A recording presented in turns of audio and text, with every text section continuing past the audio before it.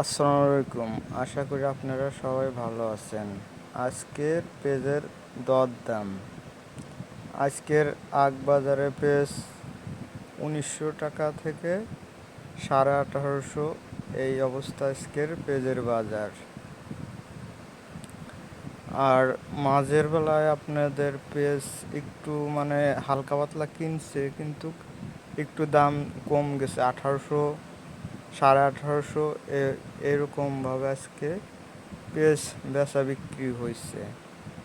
তা মূলত আগে যারা বিক্রি করছে এটা আপনার ১৯০০ টাকা মন বিক্রি করছে, আর পাশে যারা বিক্রি করছে ১৮০০ থেকে ১৮৫০ টাকা, এরকম বিভিন্ন পর্যায়ে বিক্রি করছে। পেঁয়াজও এক না, আপনার দামও এক না। এইলো হাটের অবস্থা।